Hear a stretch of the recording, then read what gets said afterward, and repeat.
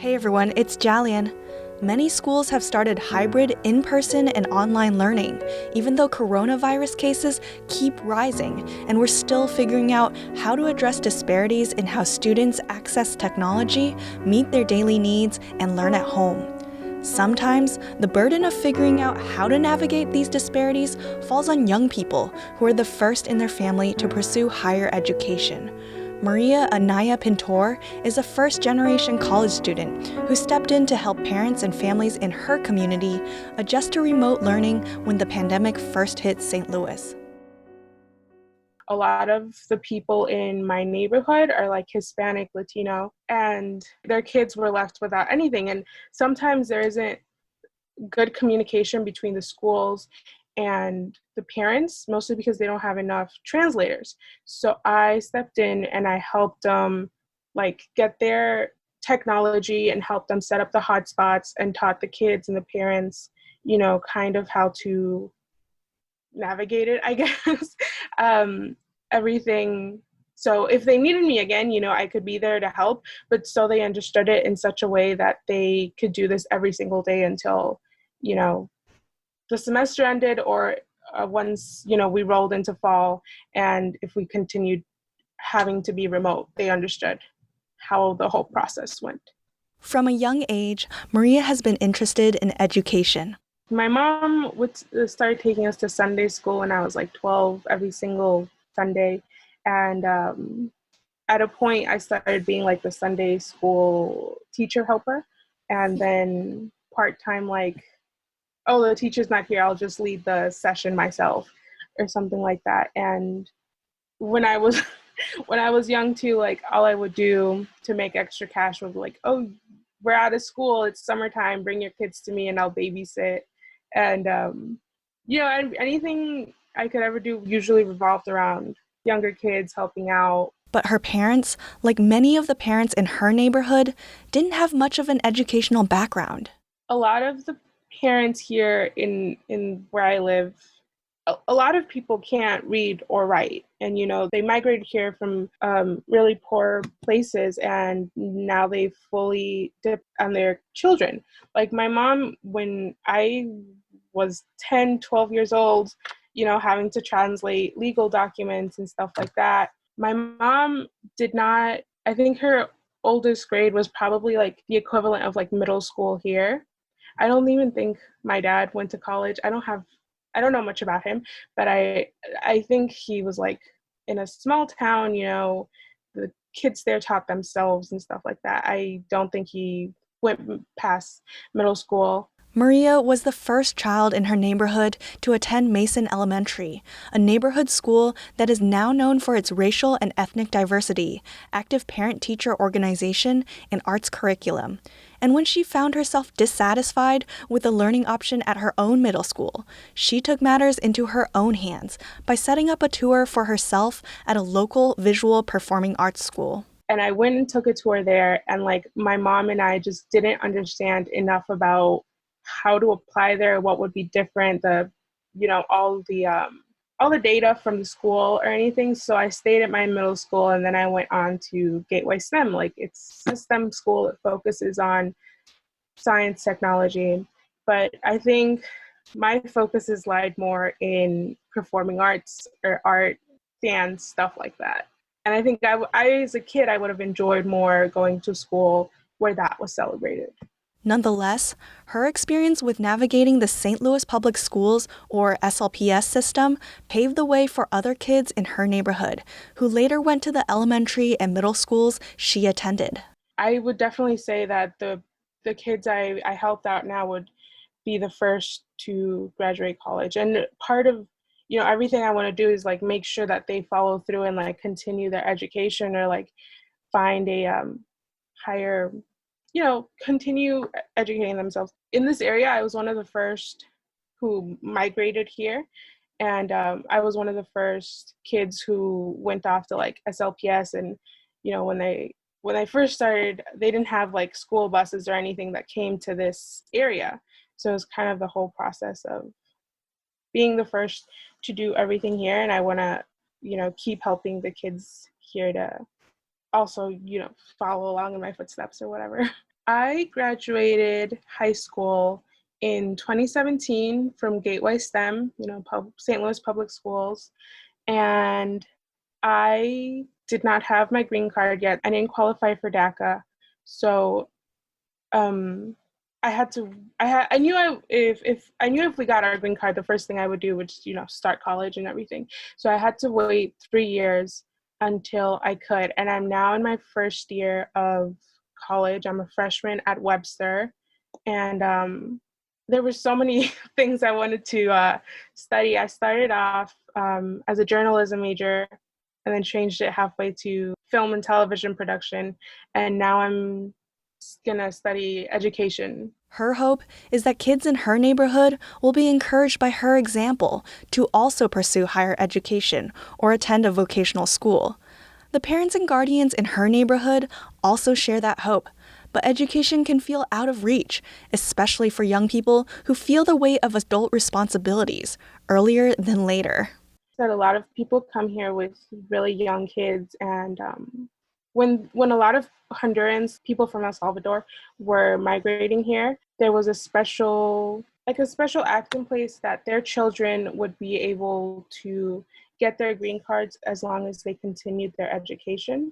And a lot of kids didn't want to.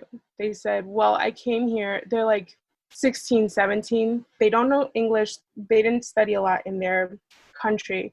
And when they come here and they have the option to have a green card and live here, like fully, legally, it's kind of hard for them because like they think I came here to make money. I came here to help my little brothers and sisters who are back home. I can't just study. So I think that was a big thing where I was translating for certain Honduran families here. And as someone who's kind of their peer and kind of like one step ahead, like talking to them about how important it is and how like many more opportunities you could have, if you just take the time to finish high school, to graduate and stuff like that. And, I think parents just want like a better life for their kids. The additional challenges of learning through a pandemic can be even more discouraging. There's this one family, and the mom can't read or write, and it's really difficult for her to communicate. And WhatsApp has like the little option where you just speak. So any messages she just sends me are always like spoken word, and she speaks like another dialect, and Spanish is her second language. So even her Spanish is a little broken. But her daughter, she is like a sophomore in high school, I think, right now. And this past summer, she wanted to give up. She didn't want to go back to school. She wanted to go start working, and because she has brothers and sisters back home. And like, I don't know, just spending time with her was a lot, because I'm like, I feel like I need to help her. I feel like she's my responsibility now. She can't just stop her education. I know like her brothers and sisters need her, but she could do so much more if she just like 3 more years. I see potential in her, and I see her, the way she treats other people, and I feel like other people saw potential in me, and that's why I can be where I am now. And I feel like if other people hadn't, maybe I would have given up a long time ago. And I think she just needs that extra push to know that like she can do more. And I believe in her. A former teacher of Maria's noticed her commitment to helping students in her community and encouraged her to apply for a job as a bilingual school navigator at a local education-based nonprofit called Navigate STL Schools. She applied and got the job, which involves helping students and families make sense of their educational options, keep track of deadlines, and manage applications. I felt kind of underqualified, and I felt a little like, well, I'm way out of my league. This is like an actual job, and my co-navigators, like they look like they know what they're doing, and I'm just started college. Like I don't, am I really the right person for this job? And our manager, I guess, Myra, she gave us an assignment, and it was like, what questions should you ask should parents ask when they're touring a school? And I'm like, oh, I don't know what to do. And I just started it, and it was so easy. Like, the questions just filled out themselves. I translated, and I'm like, oh my God, I can totally do this. Maria has the first-hand experience that makes her an ideal school navigator, but the school application process presents additional challenges for families in her neighborhood. The language barrier is always the biggest problem. And as a navigator, my job is to like help them understand their options. Like, my job is not to go with them to the schools and translate for them, help them out with the paperwork. And that's what scares me the most, that because of the language barrier, even though they now know they have these options, they won't pursue them further. I know SLPS does now have a few translators, but I wish they communicated more. They let parents know that they have a voice as well and their opinion matters. And it's not just, this is the way it is and you have to deal with it. I wish there were more like outreach programs with the schools. I feel like just the thought that I am helping someone else or making someone else's process easier is, helpful. I also journal a lot, and I feel like before I wasn't doing it enough, and I'm like starting to get into it more now. And I think it's really important for like mental health and like to make sure I'm not just as frustrated as the families are all the time, because I need to come to them in a much, in a patient manner where I can help them understand everything. Maria is passionate about her work as a school navigator, but acknowledges that without larger changes to the education system, families in her neighborhood will remain feeling stuck and discouraged about the schooling options available to their children and the obstacles they face toward accessing them. And there are larger systemic factors that have resulted in the fragmented, inequitable educational landscape that she must navigate today. So in this episode, we'll hear from the executive director of Navigate STL Schools to get a closer look at what parents and families face when navigating the St. Louis public school system and how that impacts students' experiences with higher education. And then we'll zoom all the way out to examine why St. Louis's educational landscape remains uneven and segregated over 6 decades after the Brown versus Board of Education decision. From St. Louis Public Radio and PRX, this is We Live Here.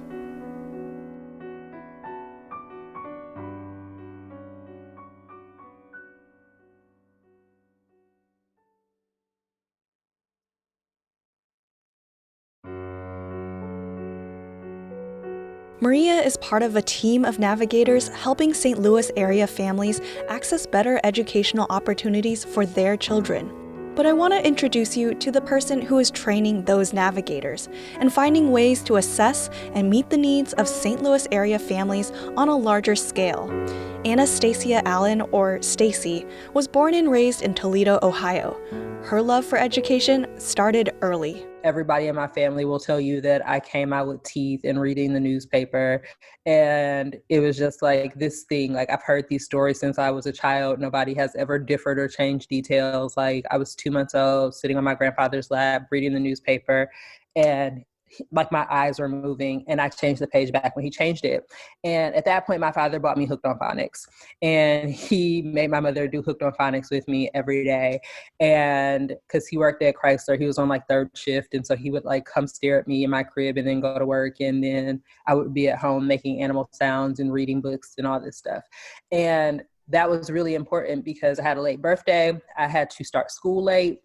And I was still kind of like the oldest person in my class because, born in November. Everything up to that point indicated that Stacy would excel in school, but in second grade, her teachers said otherwise. And so in second grade, I would continuously get sent home from school, have my parents called, the office called, and my teacher told my parents that I was a behavior child, that I might have ADHD, that I wasn't doing well in school.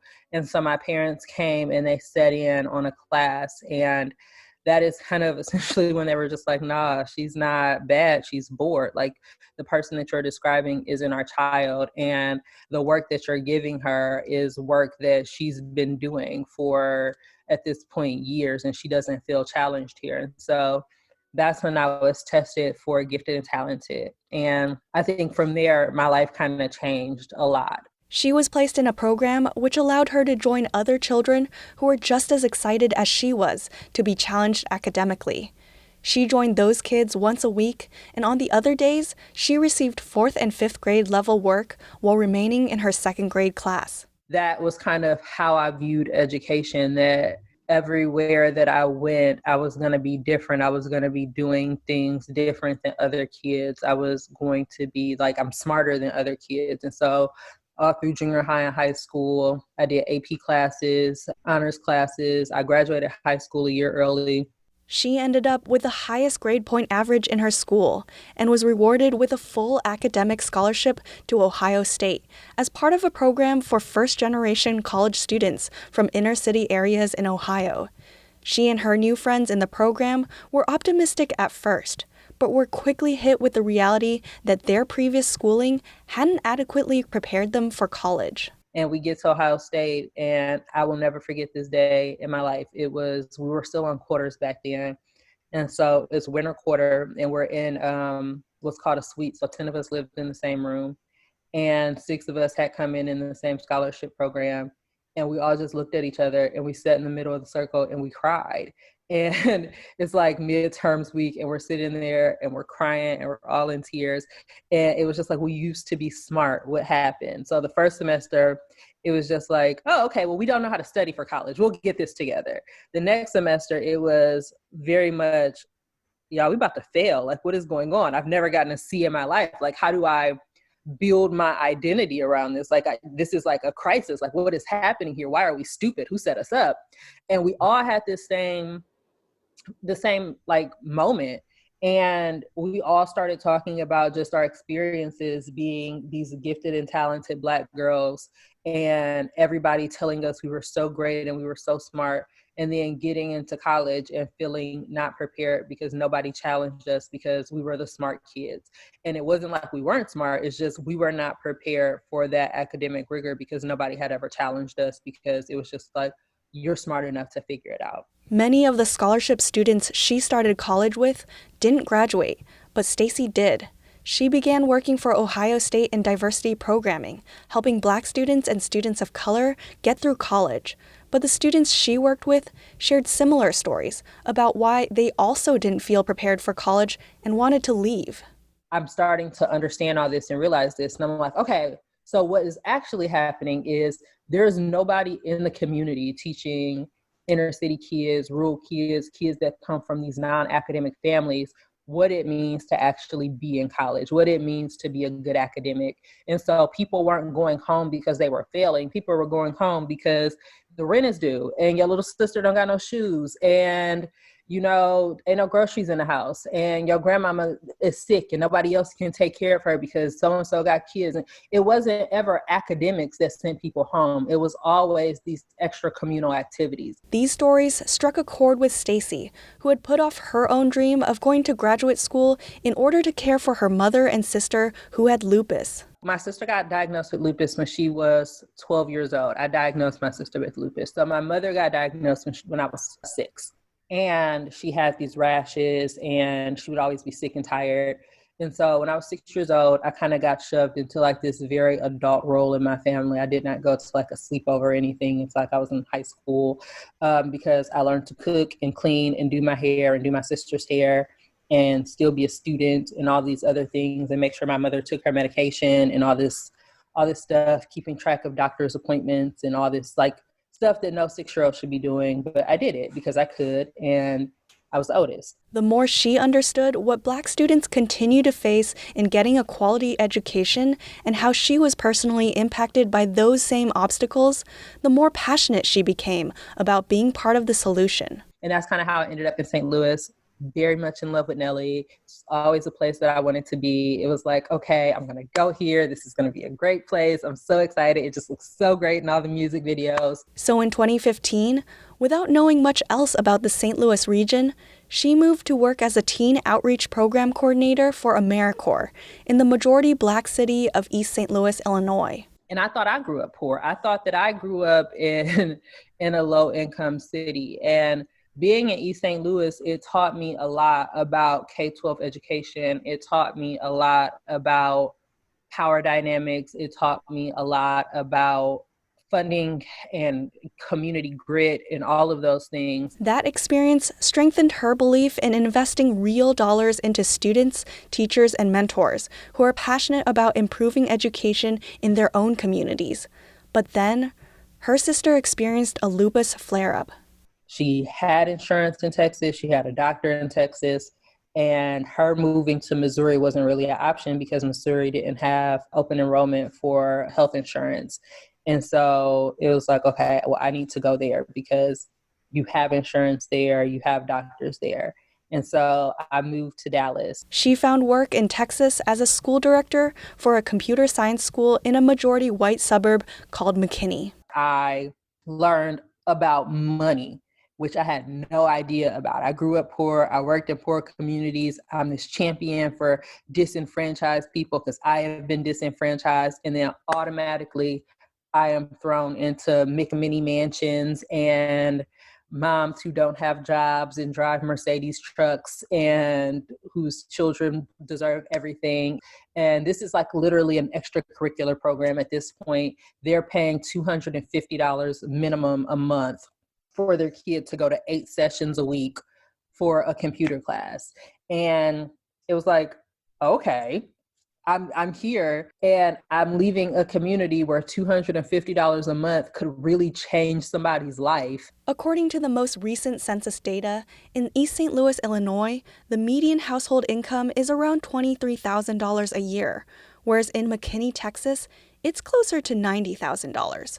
Over a third of East St. Louis residents live in poverty, whereas that figure is closer to 7% in McKinney. Housing values are drastically different too, with the median value of owner-occupied homes being around $52,000 in East St. Louis, but homes in McKinney are valued 5 times more. And those class differences play out in education, with a little over a tenth of East St. Louis residents 25 years and older having college degrees, but closer to 46% for McKinney residents of the same age. It's also worth noting that the same equity gaps exist for access to technology and the internet. Between 2014 and 2018, in East St. Louis, a little over half of households had a computer and less than half had internet access, whereas in McKinney, around 97% of households had a computer and around 89% had internet access. And so I had to learn how to interact within school districts, how to talk to wealthy parents, and start to understand some of the things that they cared about. And so part of me taking that job was that the owners were this really great Indian couple, and they were going to let me start programs for minority children in STEAM, and I could give away scholarships to like summer camps, which really made me happy because like, okay, I'm still being able to bridge the equity gap. But in 2017, just before Christmas, her sister had a stroke right in front of her. And this is kind of the moment where like my whole life shifted. And so she was in rehab for 2.5 months. We spent Christmas and New Year's that year in the hospital, Valentine's Day.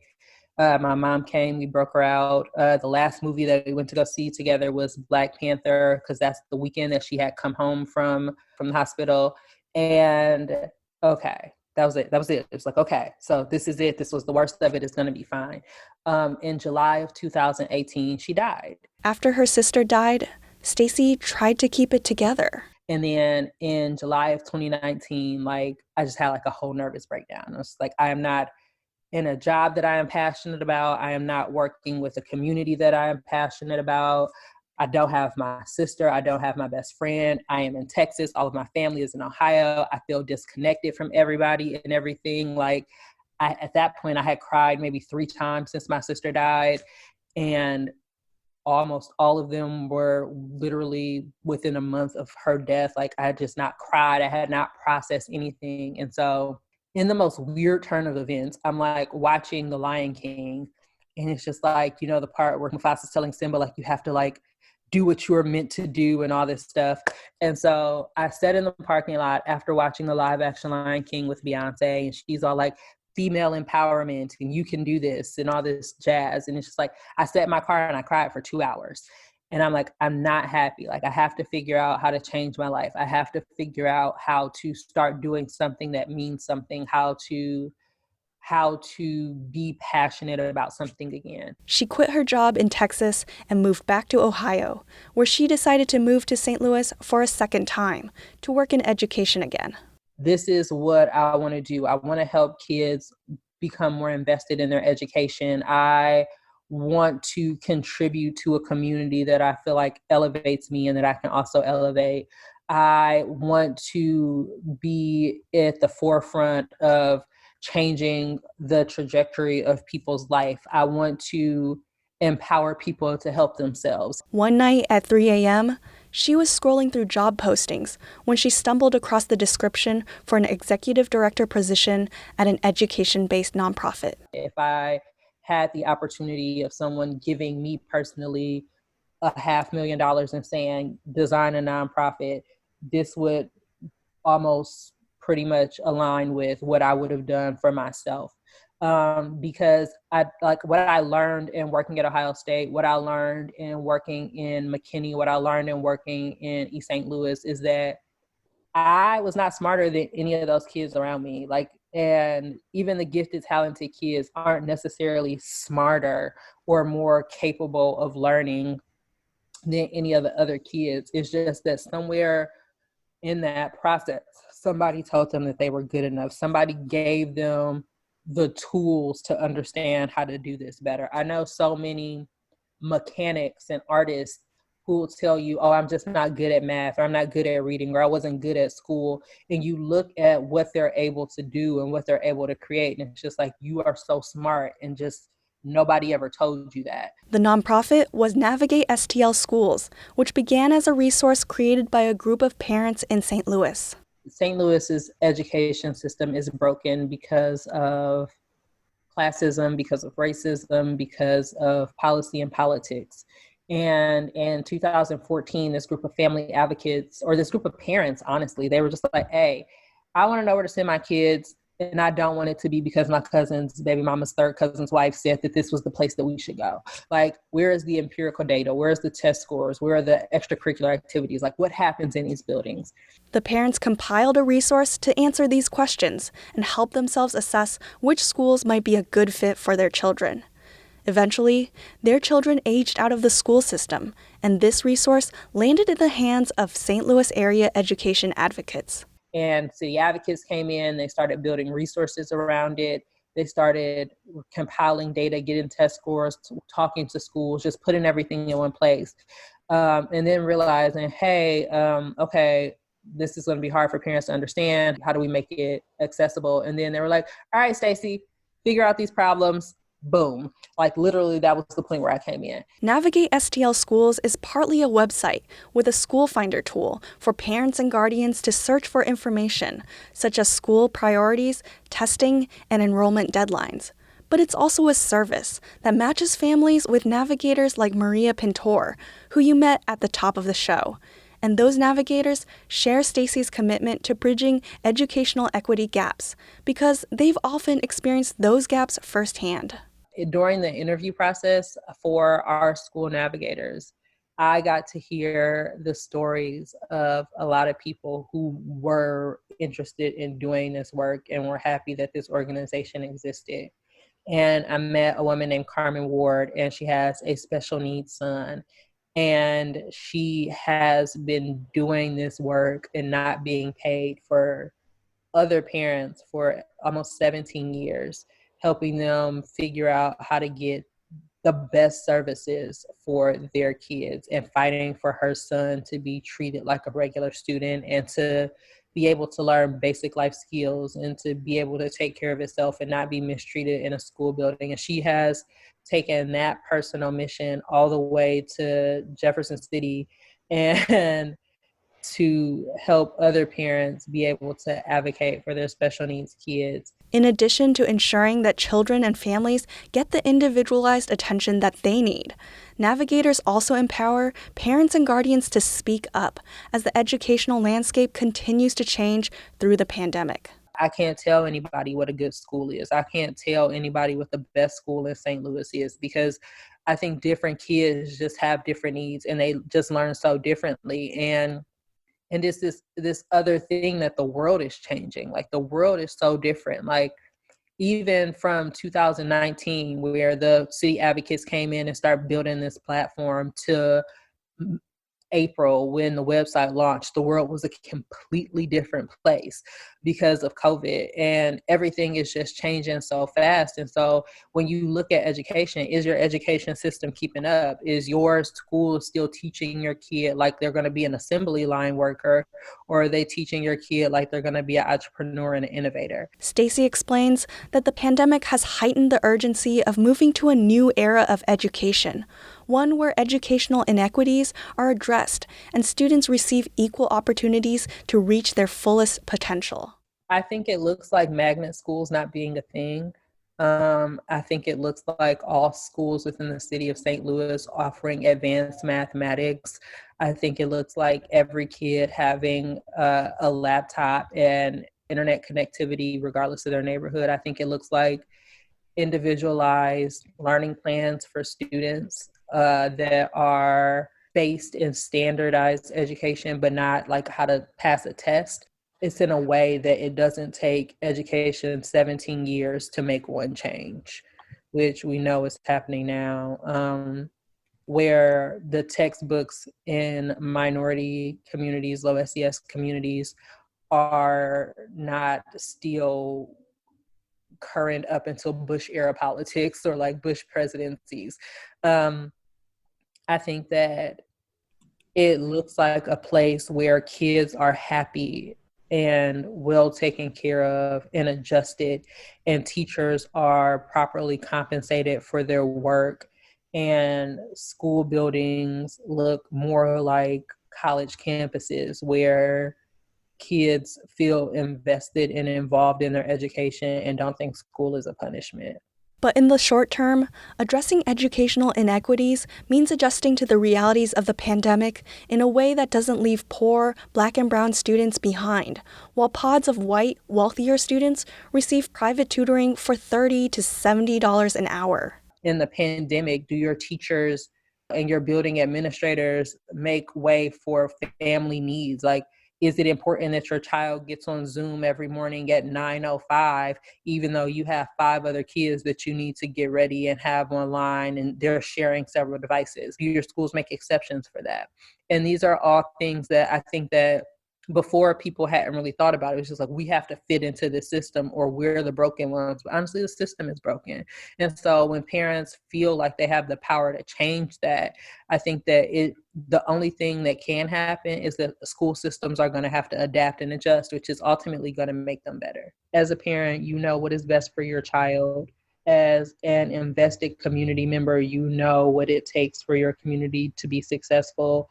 And at the end of the day, there is no education system without kids, without pupils, without students, without families and communities. And so if there is something that you want, you deserve it and you should have it, and you should not be afraid to fight for it.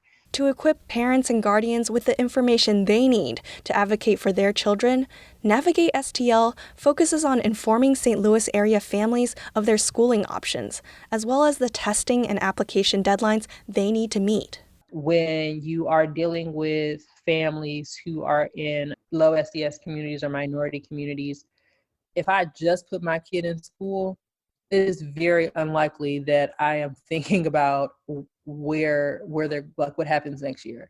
And so what happens is you start seeing families looking too late. Like magnet elementary schools are predominantly white because a teacher hasn't identified a Black or brown kid early enough to say, hey, you should go get gifted and talented tested in order to apply for this thing for next year. And so you don't see an increase in diversity in those schools until you get to junior high, in high school. And so you have all of these kids who are being under challenged in their standard schools because their parents haven't been able to meet the deadlines or get the resources together that they needed to have their kids tested to be in these programs in elementary.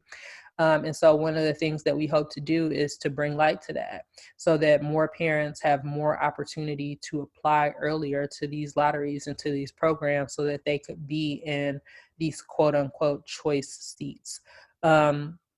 The next thing that we hope to do is that even if your kid misses this program by 1 point, how do you get the school that they're in to create programs that are going to challenge them? Like, there's no reason that St. Louis City high schools outside of Magnet Choice high schools don't offer calculus. So as a parent, how do you pressure your school board or your school administration to make sure that even if they're not at these choice schools, that they have access to advanced curriculum?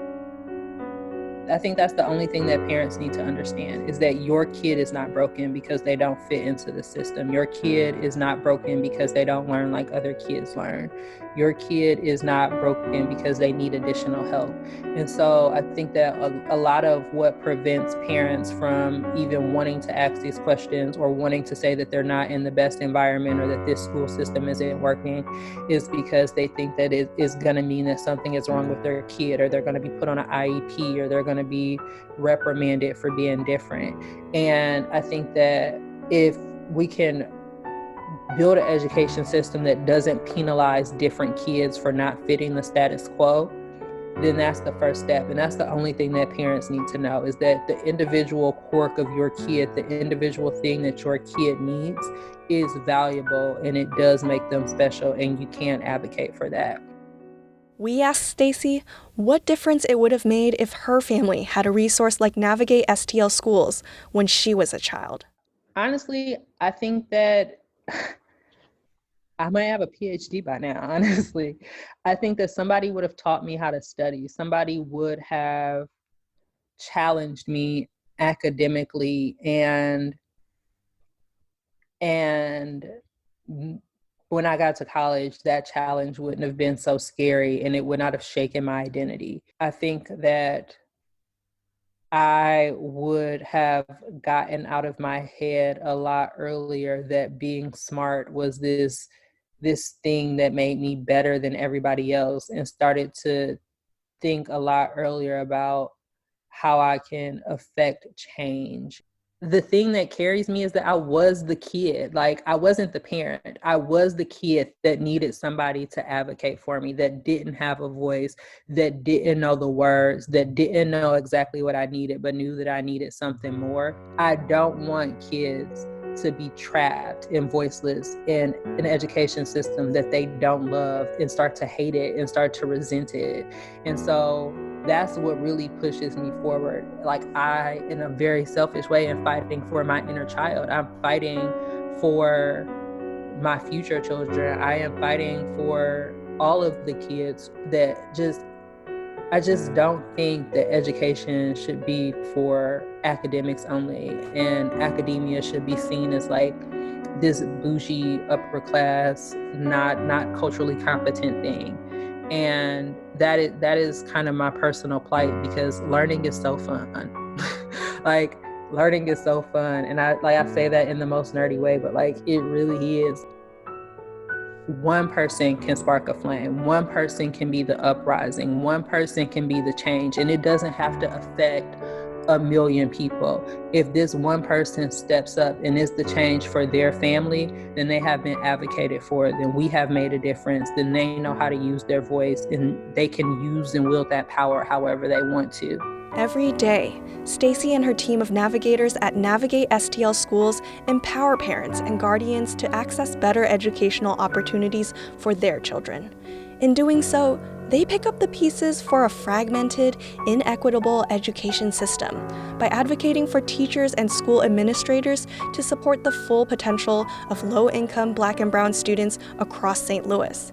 But there are systemic factors contributing to ongoing inequities in education, from how education is financed to the ways that housing policies perpetuate segregation, to the disparities in teacher pay and course offerings across schools.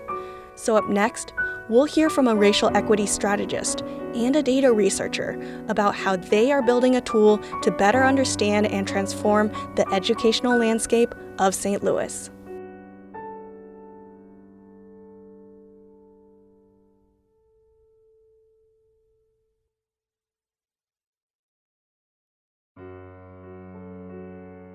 More than 60 years after Brown versus Board of Education, the education system in St. Louis is still separate and still unequal. That's a statement from the Still Separate, Still Unequal website, a community accountability and advocacy tool that was recently released by Ford through Ferguson, an organization that emerged from the work of the Ferguson Commission, which was tasked with charting a path towards social and economic change for the St. Louis region. We were getting ready to conduct our annual State of St. Louis project, which is our update on regional progress made to implement the calls to action. And at Community Direction this year, that project is going to focus on the education reform calls to action. That's Karishma Furtado, lead author of Still Separate, Still Unequal, and Ford through Ferguson's Data and Research Catalyst. And we realized in gearing up for that tool, that report, the State of St. Louis tool, that we didn't have a good baseline understanding of what was going on in the education space in the region. Don't get me wrong, we have plenty of reports that talk to us about outcomes, traditional, conventional outcomes pertaining to achievement, and lots of reports that also show entrenched racial disparities in those outcomes. So the graduation rate gap, the achievement gap, the summer slide, the discipline gap, all of these pithy terms that we've come up with to conceptualize this pattern that we see year after year.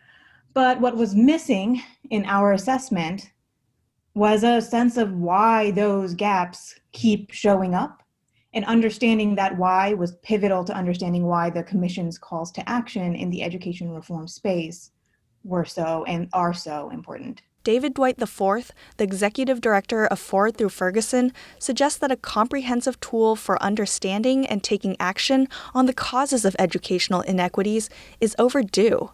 Back in 2015, a Ferguson Commission working group engaged hundreds of community members in studying the region's educational inequities.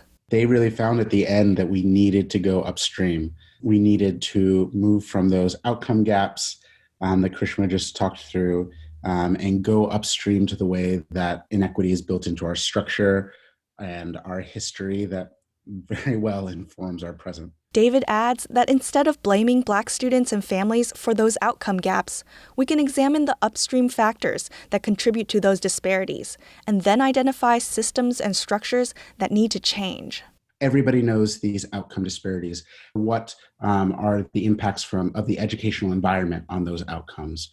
Right? When we're in St. Louis, where 43% of Black students don't have access to a calculus course, and 1 in 4 Black students don't have access to AP or calculus courses, where administrators and teachers are paid significantly less in Black districts than they are in majority white districts.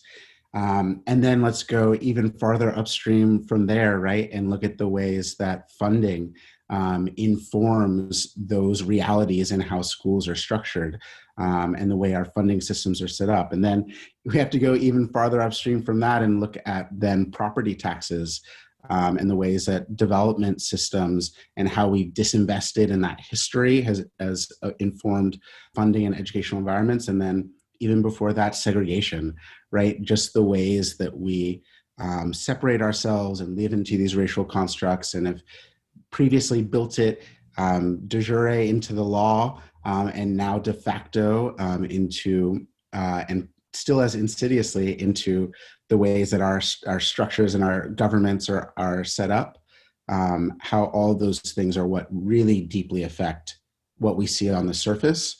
And so we have to start getting to those root causes if we want to see significant effects. And so this report is all about how do we move towards transformation? How do we not just treat the symptom, but treat the cause? The Still Separate, Still Unequal report identifies 4 major upstream factors that contribute to the educational inequities that people like Maria and Stacy grapple with every day: segregation, property taxes, funding, and education environment. It points out that St. Louis schools have gotten more segregated over the last 3 decades and are now about as segregated as schools across the country were before they moved to integrate. Busing kids around is really a Band-Aid approach because the underlying issues there are racial resentment and racist ideas and mentalities. It's about our disinvestment. It's about our legal structures and our court structures. It's about housing systems.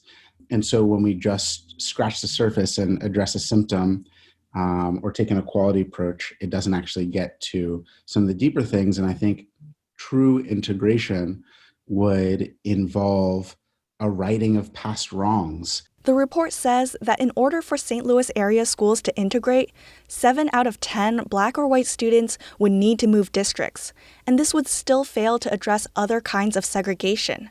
Housing segregation contributes to major disparities in property taxes, which are the largest source of local funding for school districts. And the report reveals that even though poor residents in majority Black districts vote for higher property taxes than wealthier residents in majority white school districts, their revenues don't come close because housing values vary drastically across race. But Karishma says that other states have addressed this problem. We're seeing models of pooling local property taxes so that you don't see quite the same variability, I should say, from one school district to the other in terms of what they can raise at the local level. So there are better models for doing that out there for sure. Interestingly, most of them are implemented in the South because that part of the country underwent such a much more legally mandated integration process through like a legal structure. And some of that structure exists today. And we see that in the infrastructure that funds education. So you see more inequity in funding generally in the North relative to the South, which might run counter to what people expect. In Missouri, there's a state funding mechanism called the foundation formula, which determines how many dollars every school district gets in order to make up for gaps in local funding. Karishma explains that the foundation formula was revised in 2006 after legal challenges asserted that the past formula was inequitable. However, in building that foundation formula, several measures were left in that allowed school districts that were favored by the old formula to continue to use the old formula. These are called generally hold harmless provisions. Hold harmless measures keep a school district's funding from decreasing by allowing them to receive funds based on the old formula, if the new formula would give them less funding of the two.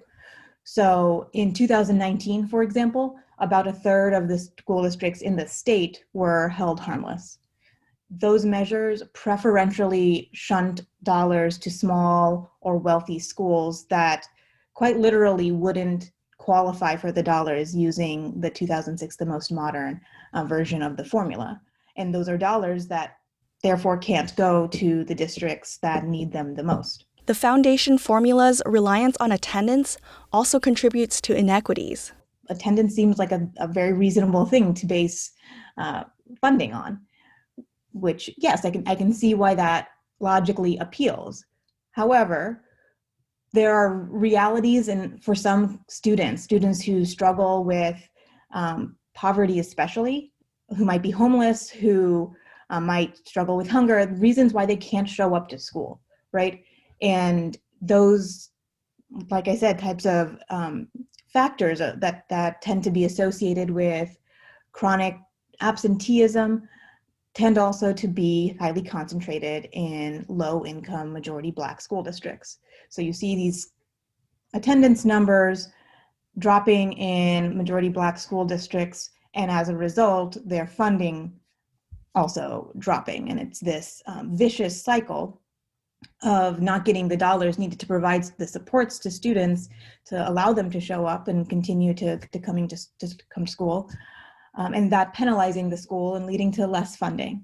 As a result, Majority Black districts tend to rely more heavily on state funding than majority white districts, but still end up with less to spend per student. The report drives home this point by noting that Missouri is one of 2 states that spends the least amount of funding toward education in the country.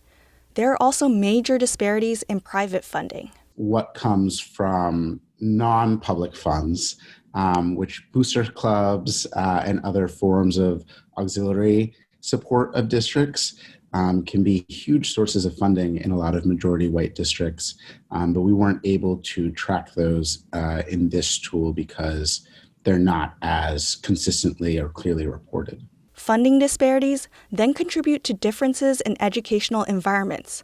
Teachers and administrators at majority Black school districts tend to be paid less than their counterparts at majority white school districts. The report notes that this is partly because teachers and administrators at majority white districts tend to have more experience and advanced degrees. But this also means that teachers in majority Black districts are more likely to be in their first year of teaching and less likely to be equipped to teach AP courses.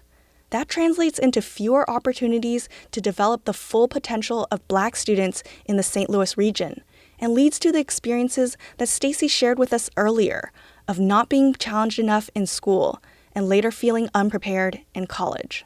Some of these systems of oppression that have been exerting such a horrid toll on our Black students, predominantly in the education system, have also been hurting low-income white students as well. If you look at the numbers for Melville, for Bayless, for Lindbergh, they look a lot more like the numbers in terms of funding and expenditure for Normandy, Riverview Gardens, Jennings than they do for like a Brentwood, Clayton, Ladue. So these systems of oppression work together, and there's overlap in agendas, and this isn't just a Black white issue in that regard.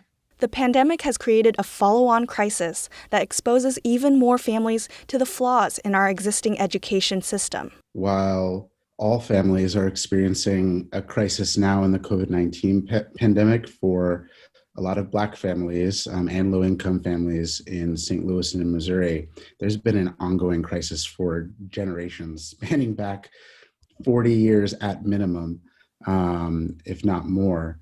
And so definitely as the pandemic was beginning in earnest in March and April, we were doing other efforts to do some of the first disaggregated by race looks at how the pandemic were affecting St. Louisans in their economic life, in education, in their health, of course. And in the education space, I think a lot of the things that we're seeing today, the struggle for some schools that don't have as much resources as others to meet the needs of their students in this virtual, semi-virtual environment, are deeply, again, tied to these structural inequities. They're tied to the ways that we allocate resources across our communities, the ways that development does and does not happen across communities, how disinvestment plays out. And so if we really want to transform St. Louis so we don't have these ongoing crises and waves of crises, how do we get to the root cause and invest in our kids like they need to be? David reminds us that an equity lens should be central as we look toward recovering from coronavirus and the recession. Something that I think a lot about is recovery for whom. And if we know that all of our systems of aid, of education, of housing, of transportation have had these disproportionate, systemically racist effects in the past, what makes us think that when we employ them for the recovery, they'll be any different, especially as the health disparities and educational disparities have most deeply affected Black students, as we've seen both from experiences and in the data. And so moving forward, we have to be pushing at those upstream root causes if we actually want to see a recovery that'll benefit all St. Louisans, and to really recognize that we all have a stake in this. St. Louis can't recover when we're disinvesting in such a huge part of our region's kids and families. That has such a direct, brutal impact on them and their opportunity to thrive in their life. And ultimately, it hurts the entire region because of that brilliance and talent that's not being nurtured, and will ultimately hurt our economy. The failure to nurture the full potential of low-income Black students and to fix the housing policies that have devalued Black homes come at a real cost to the St. Louis region. In 2016, our region lost $750 million nearly in regional income due to racial disparities in college education. We estimate that we lost approximate $9 billion of wealth because of home ownership gaps. And it's hard to perfectly quantify these numbers because they overlap and interact with one another in complex ways. But the point is that we're leaving vast amounts of money and resources on the table when we fail to correct for these problems in our education system. And to David's point about really needing to be intentional about applying an equity lens to recovery and thinking about recovery for whom, we have a lot of evidence from the 2008 mortgage crisis that points to what happens when that to whom question is not fully considered. We saw recovery for some parts of the population. We saw a Black population that was just barely starting to pull out of that when COVID hit. And now we're going to see massive losses in homeownership, in wealth accumulation, in job security, et cetera, because of COVID. So the proof is in our past of what happens when we don't think about how to build recovery systems that meet people where they are and that anticipate how things can go wrong based on what we know from how they've gone in the past. There are opportunities right now that are uniquely available because of everything else that's swirling. And that this was an area, education reform was an area that was becoming more accessible because of this concept of interest convergence that comes to us from Derek Bell's idea that when the pain that has been in our system so long but felt disproportionately by Black students and their families is now also being felt by white students and their families, that a unique window of opportunity to make radical change and start having a new conversation becomes available.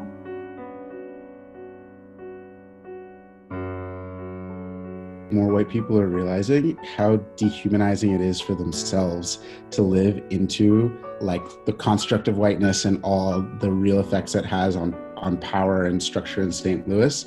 We obviously know the ways that racism dehumanizes people of color and leads to a lot of racial trauma, as well as real material harm to them in terms of physical harm as well as economic, etc. And I think white people in St. Louis, we've seen definitely another wave of that after the killing of George Floyd, Anita Pop, and Breonna Taylor, that white people are also starting to see the ways that they've given up some of their humanity to be a part of the way our society is structured right now. And actually, some of that realization is heartening and speaks to what Christian was talking about we have come somewhere in the last 6 years since the killing of Michael Brown and the creation of the Ferguson Report and the Ferguson Uprising. And it's a base on which we can move towards bolder action. As people in the streets call for social structures to be transformed, people like David and Karishma are outlining the precise changes that can move society toward racial equity. This status quo causes a lot of volatility and a lot of chaos locally too. The way that we're so fragmented and the way that state formula is set up, leaving all of those back doors, really pushes so much of the weight of these societal issues of are we going to educate our kids onto parents and onto individual families who have to make really tough choices in this chaotic, fragmented landscape about what they will do for their kids. It kind of forces, the way that our system is currently set up, forces us to be in individualistic mindsets and forces families to be in this kind of having to fight for your own just to get a good education and quality and adequate education for our kids, which should be things that are guaranteed by the state. for something as central to our society as education? I think it starts with something that we talked about earlier. We don't have to worry about where we send our kids to school. That decision is one that is sort of made for us based on where we live. This neighborhood school model is working for everyone, and we feel good about that. And we have that confidence in knowing that our kid, whatever they look like, will go to a school that is equipped to care for them and nurture them as humans. And that speaks to funding, but it speaks to a lot more than funding as well. It speaks to the underlying mental models that we have for education and how we build curricula and how we educate our students ultimately. We're talking about and envisioning here, like changing state constitution, like improving the foundation formula, like rethinking systems for gathering property tax dollars and infusing them into districts. These changes can have ripple effects for policing and public safety, which are at the center of demands emerging from the current uprising. When we asked St. Louisans across the city what they thought about public safety, their first thing wasn't just having more police around. It was about what opportunities their kids had. It was about these feelings of camaraderie and what it meant to be in a St. Louis together. It meant things with public health and access to health care, because I think inherently people know that what makes them feel safe deeply, the moments when they felt most safe, have been moments when their needs have been met. And they've had deep relationships and care. And so education is a huge part of that. And definitely think that, and it's one of Ford through Ferguson's priorities, that regional governments start investing their public safety dollars in a more holistic manner, not seeing police as what's going to solve public safety. David and Karishma hope that people will use the still separate, still unequal tool to understand the upstream factors that contribute to the region's educational inequities and start building coalitions that can move statewide policy. It involves getting out of our common grooves of education fights that take up a lot of our attention and column space and Facebook social media feed space, and start to get to those root issues, to put our egos second and put the outcomes for all kids first, not just 100 kids here or 100 kids there, but really pushing ourselves to think about all kids. Redesign will also be about creating strong tables that we can come to together and see this as all of our job in accountability to the most impacted. So centering those voices.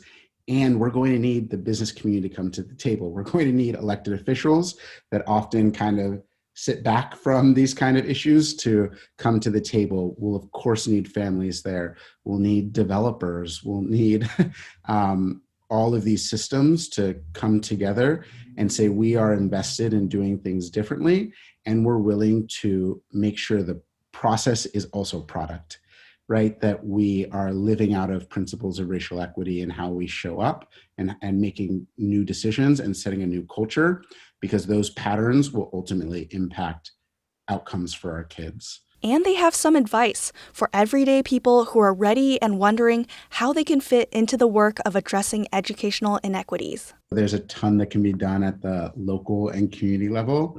And so part of it is building these organizing communities that care and are invested in these things. So bring it up at PTA meetings, going to a local school board meeting and seeing if they're actually talking about these structural issues across districts and at the state level.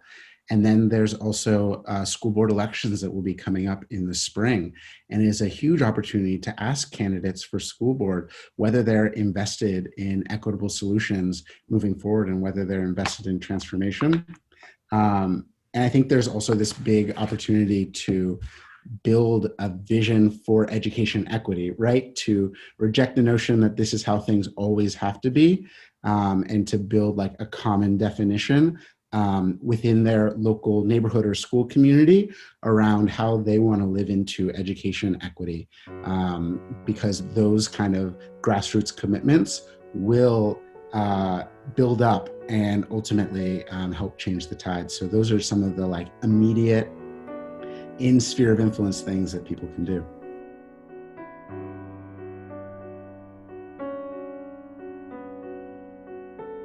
We interviewed Karishma and David less than a week before the general election, and they told us that what's carrying them through their work is their belief in humanity and their hope for transformation. There's a lot of history that shows us what we can do when we decide something is necessary. You know, we're in the depths of this COVID pandemic, and it has been brutal, and we've done some incredible things as a society. You know, the politics and nuance of it all aside, we've seen in the education system alone a shift to digital learning that if you'd asked educators and administrators a year ago would have seemed like blatantly impossible. You know, that's not to say that we've done it perfectly. We haven't by any means, but the fact is that we did something huge and very difficult and challenging. Similarly, like with the election a couple days away, I try not to think about it too much in a lot of ways, but like, look at voter turnout. You know, we're about to see a huge voter turnout that eclipses what we've seen in past years, and that's amidst all the logistical hurdles imposed by a global pandemic. So I think that we can do amazing things when we decide we need to, and it's about deciding we need to. So that's what carries me through.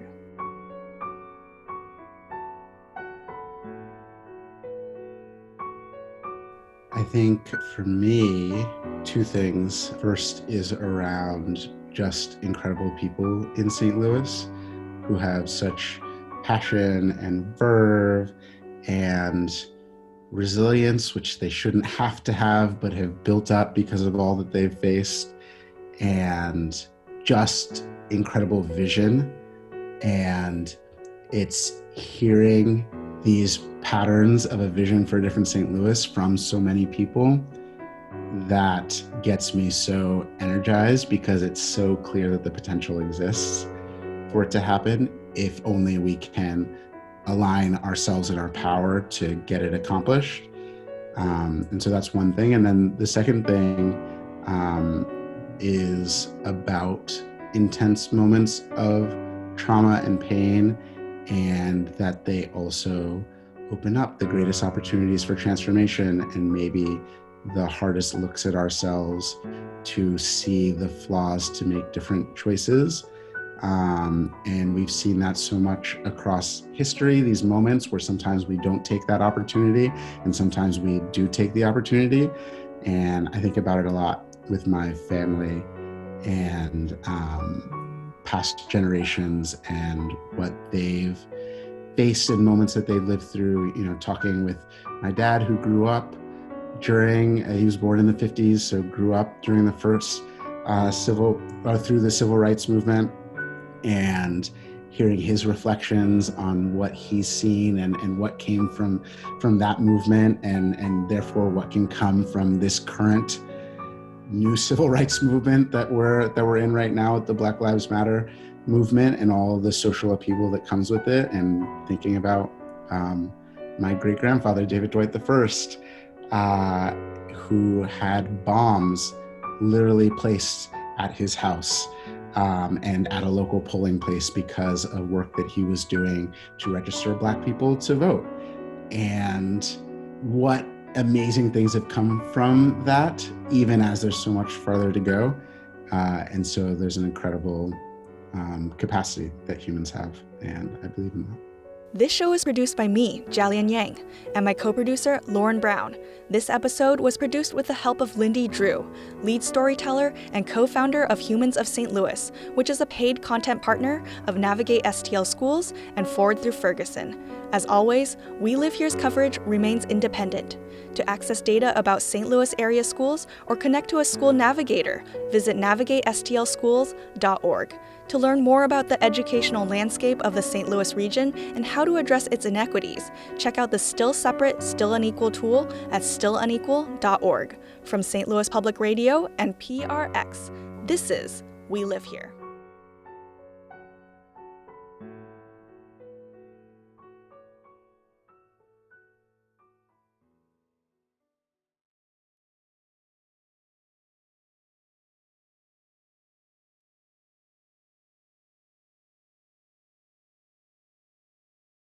Support for this podcast comes from the Corporation for Public Broadcasting.